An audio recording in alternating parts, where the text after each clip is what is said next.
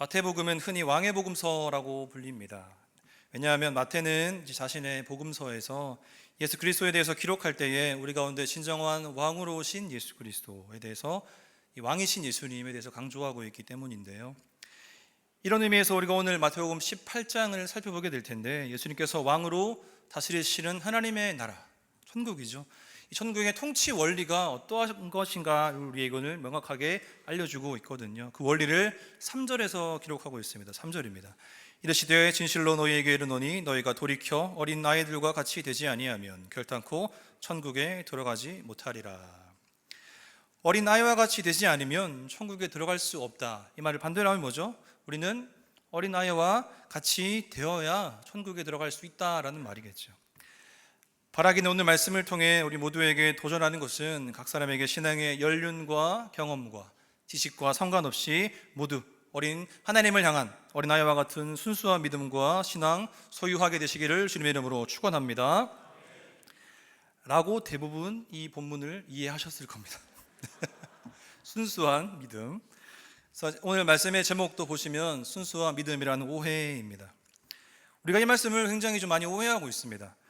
그래서 이 말씀을 보통 이렇게 이해하죠. 어린아이와 같이 때묻지 않는 믿음, 깨끗한 믿음, 순수한 믿음. 말씀이 들어가면 어린아이들처럼 있는 그대로 받아들이는 그 믿음, 그 믿음을 우리가 가져야 된다라고 이 본문을 보통 이해합니다. 그런데 여러분, 오늘 본문은 어린아이의 순수한 믿음에 대한 말씀이 전혀 아닙니다. 여러분, 우리가 완전히 오해하고 있는 본문 중에 하나거든요. 그것을 우리가 오늘 한번 살펴보자라고 하는 거죠. 왜 우리가 이 본문을 어린아이와 같은 순수한 믿음이라고 받아들이냐? 물론 이 본문으로 이제 말씀을 전하시는 우리 목회자들이 조금 더 성경을 깊이 주의하지 못하고 설교를 했기 때문이 가장 큰 것이게 되겠고요. 모든 성경이 그렇겠지만 우리가 성경을 읽을 때에 이 하나님의 말씀을 하나님의 시선과 하나님의 마음이 아니라 내 시선과 나의 방식과 나의 어떠한 사고 방식, 고정관념, 자기 중심적인 생각이죠. 그런 마음으로 성경을 보기 때문이다라고 하는 겁니다. 오늘 나의 사고방식과 고정관념을 내려놓고 하나님의 말씀과 하나님의 시선과 하나님의 마음으로 이 말씀을 한번 살펴보도록 하겠습니다.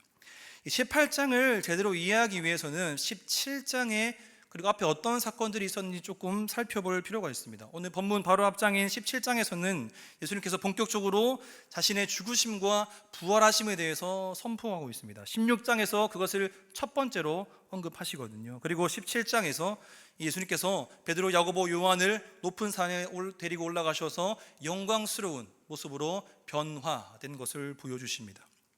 이는 우리가 영원한 하나님의 나라에 들어가게 될 때에 구원의 최종 상태인 영화로움의 모습을 보여주신 것이죠. 그리고 산으로 내려오셔서 귀신 들린 아이 한 명을 고쳐주시고 다시 두 번째로 죽음과 부활을 이루십니다. 그리고 오늘 본문 바로 직전에 어떤 일이 있었냐면 이 성전 세금을 걷는 자들과 예수님과 이 베드로와 마찰이 있습니다. 갈등이죠.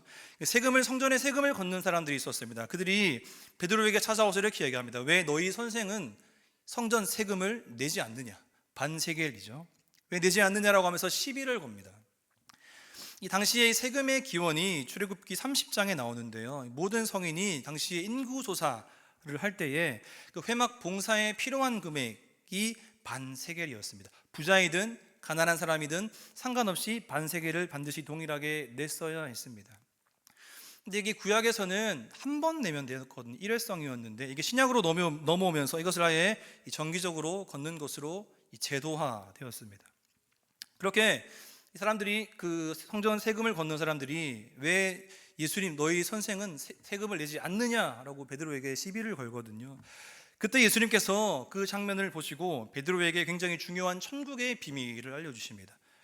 한번 간단히 살펴볼게요. 17장 24절 25절입니다. 가버나움에 이르니 반세겔 받는 자들이 베드로에게 나와 이르되 너희 선생은 반세겔을 내지 아니하느냐? 이르되 내신다 하고 집에 들어가니 예수께서 먼저 이르시되 시몬아 내 생각은 어떠하냐? 세상 임금들이 누구에게 관세와 국세를 받느냐? 자기 아들에게냐 타인에게냐? 예수님의 역질문이 이거거든요. 세상의 왕들이 과연 누구에게 세금을 받냐라는 거죠. 다른 나라에서 온 사람에게 세금을 받겠느냐? 아니면 자신의 아들에게 세금을 받겠느냐라고 예수님이 베드로에게 물어보십니다. 당연히 다른 나라에서 온 사람들에게 세금을 받는 것이 당연한 것이죠. 그래서 베드로가 대답하죠. 타인에게 받습니다. 그래서 예수님께서 이렇게 말씀하십니다. 26절인데요. 예수께서 이르시되 그렇다면 아들들은 세를 면하리라. 이게 무슨 말이냐면 이 장면이 지금 예수님께서 우리에게 굉장히 중요한 두 가지를 알려주고 계십니다. 첫 번째는 이건 단순히 세금을 우리가 면제받아야 돼 그런 뜻이 아니라 성전의 참 주인이신 하나님의 아들 예수 그리스도께서 지금 성전 안으로 들어오셨다라는 겁니다. 그와 동시에 제자들도 예수 그리스도 안에서 하나님 나라의 가족이 되었다라는 선언인 것입니다. 그리고 두 번째는 그럼에도 불구하고 우리가 세금을 내지 않는 것에 대해서 다른 사람이 시험에 들고 실족하게 될까 봐 세금을 내기로 결정하시거든요.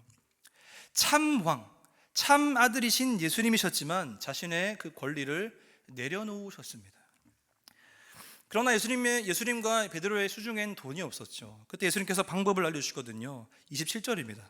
그러나 우리가 그들이 실족하지 않게 하기 위하여 내가 바다에 가서 낚시를 던져 먼저 오르는 고기를 가져 입을 열면 돈 한 세겔을 얻을 것이니 가져다가 나와 너를 위하여 주라 하시니라.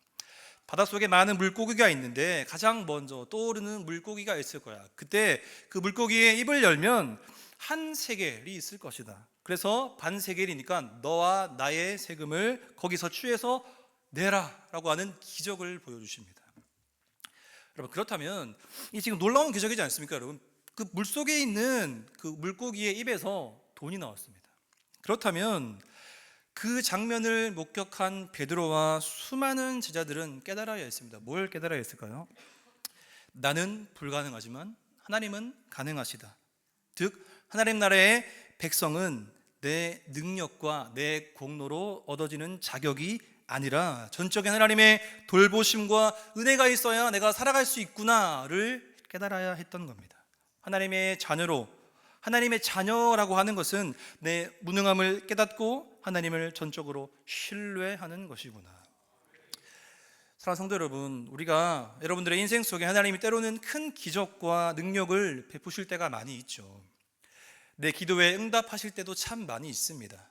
그럴 때마다 우리가 정말로 경계해야 하는 것이 뭐냐면 내가 기도를 정말 오랫동안 해서 이루어졌구나. 내가 봉사와 충성과 헌신을 신실하게 했기 때문에 그게 이루어진 것이구나. 내가 헌금을 많이 냈더니 하나님께서 더 많이 채워주셨구나라고 하는 기복주의 신앙으로 가서는 안 된다라고 하는 것입니다. 우리에게 여러분 능력과 은혜를 베푸시는 이유는 우리가 그만큼 무능력하고 그 은혜 없이는 단 하루도 살아갈 수 없는 존재다라는 것을 깨닫게 하시기 위함인 줄을 믿습니다. 그렇기 때문에 우리가 교만해서도 안 되고 자만해서도 안 된다라는 거죠. 계속 보겠습니다. 하나님의 나라, 이 천국의 가르침에 대한 가르침을 받았습니다. 17장에서. 그리고 그 은혜를 경험한 이후에 오늘 18장으로 넘어옵니다. 여러분, 하나님의 나라의 가치와 은혜를 경험한 제자들의 첫 질문이 뭐죠? 18장 1절입니다. 같이 한번 읽어볼까요? 시작.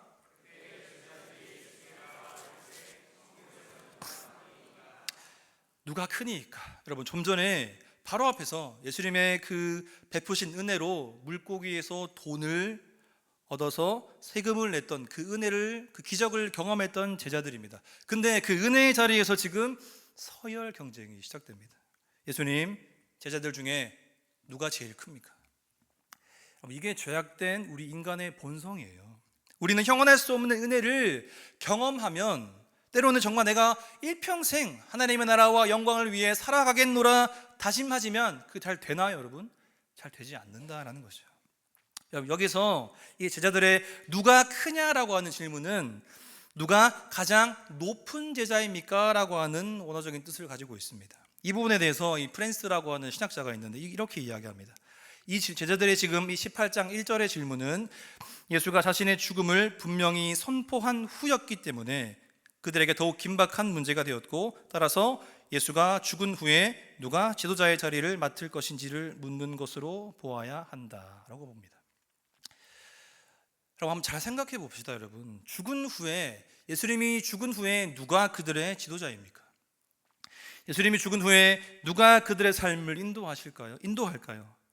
이 물음 자체가 잘못됐다라는 것을 아셔야 됩니다. 왜냐하면 예수님은 죽음으로 끝나지 않죠.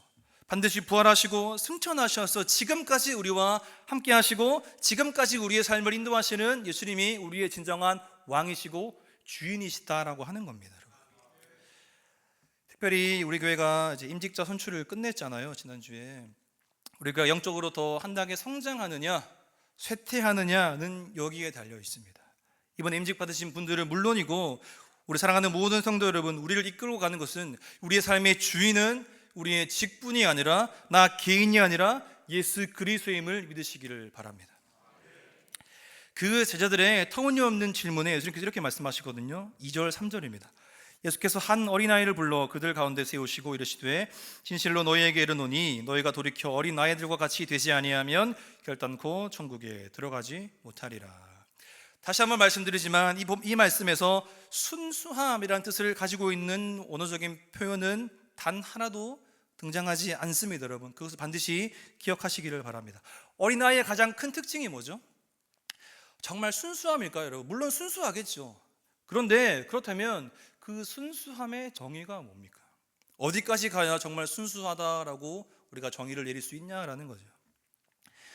어린아이의 가장 큰 특징은 뭐냐면, 그리고 오늘 예수님께서 이 본문을 통해서 어린아이를 세우셔서 우리에게 말씀하시는 것은 순수함이 아니라 의존성입니다. 의지라고도 하죠. 그리고 신뢰라고도 할 수 있습니다. 이 의지, 누군가를 신뢰, 이 부분을 제가 묵상하면서 읽었던 책의 한 부분에 이제 제가 설교를 준비하는데 큰 인사이트를 얻었는데요. 심리 상담사인 이계정 씨라고 하는 사람이 있는데 그 사람이 쓴 누군가에게 자꾸 의지하고 싶은 나에게라는 책이 있는데 제가 한번 발췌해 왔습니다. 한번 같이 읽어보겠습니다. 제가 읽을게요. 우리는 갓 태어난 아기가 힘차게 우는 것을 확인한 후에야 안심을 한다. 아기의 울음소리는 건강하게 살아있다는 증거다. 도움을 청하는 최초의 행위이며 발가 벗겨진 채 세상 밖에 나온 인간에게 주어진 유일한 능력은 바로 도움을 요청하는, 의존하는 능력인 것이다. 그러나 그될 줄 모르고 기대해 본 적 없는 사람은 삶에 매우 중요한 기술을 놓친 것이다. 우리는 태어날 때부터 하나님을 의지하지 않고서는 살아갈 수 없는 존재로 이미 하나님께서 만들어 놓으셨다라는 거예요. 이 말씀이 이사야 2장 22절에 나옵니다. 우리가 이 말씀은 같이 한번 읽어보겠습니다. 시작.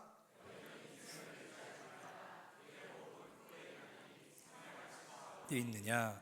여기에 인생이라고 번역된 히브리어가 뭐냐면 아담이거든요. 사람입니다. 너희는 사람을 의지하지 말라라는 말씀입니다. 왜냐하면 사람을 의지하면 사람의 호흡이 어디에 달려있대요? 코에 달려있거든요. 그 호흡이, 코의 호흡이 끊어지면 사람은 그대로 죽을 수밖에 없는 연약한 존재다라는 겁니다. 동시에 여기서 인생을 의지하지 말라. 인생은 단순히 사람뿐만 아니라 하나님 이외의 세상의 모든 것을 내포합니다.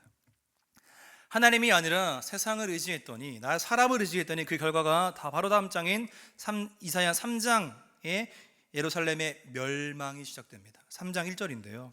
보라, 주 만군의 여호와께서 예루살렘과 유다가 의뢰하며 의지하는 것을 제하여 버리시되. 예루살렘과 유다가 의지했던 것은 하나님이 아니었습니다. 이후에 예루살렘의 멸망이 선포되고 있는 것이죠. 이게 여러분 우리의 현실입니다. 우리는 은혜를 경험하고 삶이 조금 풀린다라고 생각하면 또 나를 의지하고 상황을 의지하고 사람을 의지합니다. 그래서 오늘 말씀은 어린아이의 순수한 믿음이 아니라 어린아이의 연약함으로 인한 하나님을 향한 신뢰, 의존성이다라는 거예요. 전적 타락으로 인한 전적 무능력의 상태, 이를 두고 이 신학자 R.T. 프랜스는 이렇게 이야기합니다. 어린아이와 같이 되라는 교훈은 어린이에게서 볼 수 있는 일반적인 윤리적 특성, 순수, 수용성, 진실 등을 받아들이라는 것이 아니라 사회적 신분에서 어린아이와 같은 위치, 즉 의사결정이나 권위의 서열에서 가장 낮은 자로서 어른들에게 복종하고 의존하는 자리에 서라는 것이다. 여러분, 교만하면 신뢰할 수 없어요. 교만하면 누군가를, 특별히 하나님을 의지할 수 없다는 거죠. 그래서 오늘 예수님께서 4절에서 이렇게 말씀하시죠. 그러므로 누구든지 이 어린 아이와 같이 자기를 낮추는 사람이 천국에서 큰 자니라. 앞선 17장에서 여러분, 그리고 16장, 17장에서 예수님께서 두 번이나 자신의 죽으심과 또 십자가의 죽음과 부활에 대해서 선포하셨습니다. 하나님이신 예수님의 죽으심이 비하, 곧 낮아지심이죠. 예수님은 그렇게 계속 낮아지시는데 제자들은 계속 자꾸 커지려고 합니다. 높아지려고 하는 거죠. 이에 대해서 예수님께서 매우 강력하게 경고하시거든요. 8절 9절을 한번 보겠습니다. 만일 내 손이나 내 발이 너를 범죄하게 하거든 찍어내버리라. 장애인이나 다리 저른 자로 영생에 들어가는 것이 두 손과 두 발을 가지고 영원한 불에 던져지는 것보다 나으니라. 만일 내 눈이 너를 범죄하게 하거든 빼어내버리라. 한 눈으로 영생에 들어가는 것이 두 눈을 가지고 지옥불에 던져지는 것보다 나으니라. 예수님에게 있어서 이 어린 아이, 예수님만을 신뢰하며 의지하는 작은 자라고 표현하죠. 작은 자는 예수님에게 가장 귀한 자입니다. 그 작은 자를 실족하게 하는 자에게 뭐가 있다고 하죠? 화가 있다라고 오늘 경고하시거든요. 그렇기에 이 말씀은 특히 이 교회 공동체 안에서 이 작은 자를 실족하게 만드는 나의 교만과 세상적인 탐욕을 끊어내야 된다라고 하는 말씀입니다. 이 부분에 대해서 존 칼빈이 자신의 주석에서 이렇게 이야기합니다. 너희들은 실족을 조장하느니보다는 눈을 뽑거나 손을 자르는 정도로 극히 조심스럽고 완강하게 실족에 저항해야 한다. 만일 자기 몸에 그 같은 손상을 주는 일에 주저하는 자가 있다면 그는 자신의 방종으로 자신을 영원한 멸망에 던져지게 될 것이다. 세상의 기준으로 볼 때에 손과 발이 잘린 불구와 같은 모습이라 할지라도 내 공로와 내 의를 다 포기하고 전적으로 하나님만을 의지하고 하나님만을 신뢰하는 자에게 자가 되어 천국에 들어가는 것이 내 힘과 의를 자랑하다가 지옥으로 가는 것보다 훨씬 낫다라고 오늘 예수님께서 도전하고 있는 겁니다. 애초에 내가 내세울 게 하나도 없다라는 거예요. 내세울 게 없음에도 불구하고 무언가를 내세운다라고 하는 것이 얼마나 무지하고 무서운 것인가를 오늘 우리가 말씀을 통해 깨달아야 할 줄을 믿습니다. 오늘 본 마지막 부분에서 어린아이, 즉 작은 자의 이 신뢰에 대한 내용을 오늘 잃어버린 양의 비유를 통해 말씀하시거든요. 12절 13절을 보겠습니다. 너희 생각에는 어떠하냐? 만일 어떤 사람이 양 100마리가 있는데 그 중에 하나가 길을 잃었으면 그 99마리를 산에 두고 가서 길 잃은 양을 찾지 않겠느냐? 진실로 너희에게 이르노니 만일 찾으면 길을 잃지 아니한 99마리보다 이것을 더 기뻐하리라. 우린 이것을 전도해야 된다에 집중하면서 말씀을 보거든요. 물론 맞죠. 그러나 이 비유에는 조금 더 놀라운 천국의 가치를 기록하고 있습니다. 100마리의 양이 있습니다. 근데 어떤 한 마리가 어떤 이유에서인지 모르겠는데 무리를 이탈했어요. 우리는 그 양의 특성을 이미 많은 설교를 통해 잘 알고 있습니다. 양은 앞을 잘 보지 못하죠. 실수로 넘어졌을 때에 목자가 그 양을 다시 일으켜주지 않으면 영영 일어나지 못해서 그 자리에서 죽는 존재가 양입니다. 그래서 이 비유의 핵심은 여러분, 길을 잃으면 스스로 돌아올 수 없는 양입니다. 길을 잃으면 스스로 돌아올 수 없는 양. 그렇기 때문에 그걸 너무나 잘 아는 목자가 99마리의 양을 그대로 두고 그 한 마리의 양을 찾아 넓은 들판을 헤집듯이 뒤지고 다닙니다. 여기서 한번 질문을 드려볼까요, 여러분? 그 한 마리의 양이 순수해서 목자에게 구원을 받을까요? 양이 염소보다 착하고 순결해서 구원을 받습니까, 여러분? 전혀 아닙니다. 양을 찾아오는 목자의 은혜가 있기 때문에 양이 살 수 있다라고 하는 겁니다. 거기에는 그 양의 어떠함도 전혀 적용되지 않음을 우리가 기억해야 합니다. 나의 구원은 나의 어떠함이 전혀 적용되지 않는다라는 거죠. 이것이 바로 우리 개혁주의 신학의 핵심 정수라고 할 수 있는 하나님의 주권적인 은혜입니다. 그리고 이것이 오늘 본문 어린 아이의 비유의 핵심입니다. 그 길을 잃은 한 마리의 양이 다시 99마리 무리 속으로 합류되었죠. 그 99마리의 양들은 길을 잃었다가 다시 돌아온 그 한 마리의 양을 어떻게 대해야 할까요? 실족하지 않게 해야겠죠. 오늘 말씀처럼 너 때문에 우리가 얼마나 여기서 기다린 줄 아느냐, 너 때문에 여기서 얼마나 시간이 오래 지체되었는지를 아느냐. 그렇게 하는 게 아니라 우리는 어떻게 해야 할까요? 하나님의 나라는 작은 자 중에 하나라도 잃어버리는 것을 원하지 않으신 하나님의 마음이 우리 가운데 있어야 할 줄을 믿습니다. 그게 14절이에요. 14절 같이 읽겠습니다. 시작. 이와 같이 이 작은 자 중에 하나라도 잃는 것은 하늘에 계신 너희 아버지의 뜻이 아니니라. 하나님의 뜻을 이루는, 우리의 뜻이, 나의 뜻이 아니라 하나님의 뜻을 이루는 우리 귀한 성문교회 공동체가 되기를 주님의 이름으로 소망합니다. 그러면 하나님의 뜻을 이루려면 어떻게 해야 할까요? 돌이켜야 합니다. 그게 3절입니다. 3절 다시 한번 같이 읽겠습니다. 시작. 이르시되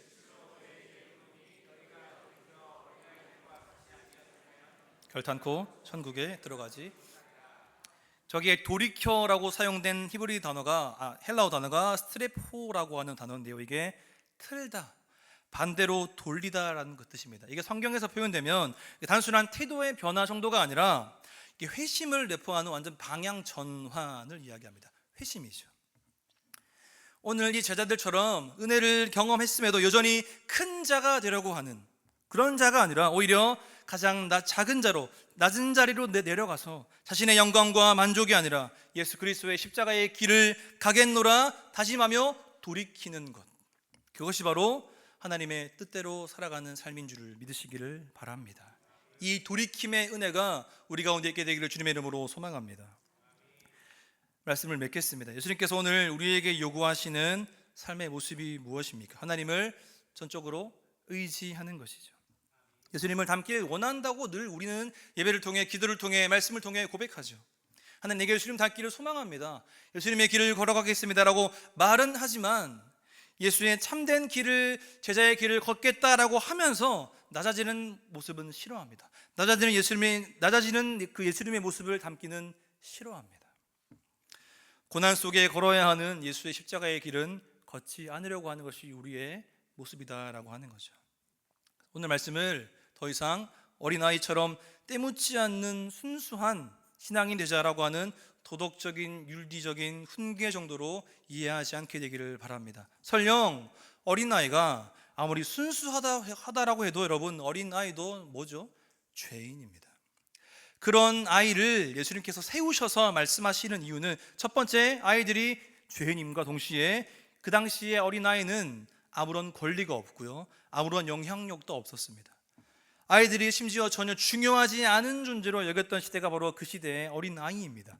그러나 천국이 바로 이런 자들의 것이다라는 예수님의 이 선포, 천국 백성은 영향력이 없는 자라도 기꺼이 받아들여지고 들어갈 수 있다라는 것을 말씀하십니다. 무엇으로요? 전적인 하나님의 은혜로 되는 것이죠. 그러기에 오늘 예수님께서 우리에게 요구하시는 요청은 너희의 무능력함을 인정하고 예수 십자가의 은혜를 붙들며 살아가라라고 우리에게 도전하신 줄을 믿습니다. 우리가 하나님을 의지할 수 있는 결정적인 이유는 그리스도께서 먼저 낮아지셨죠. 그 낮아지심으로 우리를 먼저 찾아오셨다라는 겁니다. 찬송가 563장인데 1절에 보면 이런 가사가 있죠. 예수 사랑하심은 거룩하신 말일세, 우리들은 약하나 예수 권세 많도다. 여러분들의 문제와 여러분들의 고난이 많은 여러분들의 삶 속에 이 예수님의 권세가 풀어지기를 소망하십니까? 그러면 어떤 고백이 있어야 되죠? 나는 약하나, 우리들은 약하나의 고백이 있어야 됩니다. 약함을 인정해야 예수님만을 전적으로 신뢰할 수 있다라고 하는 것이죠.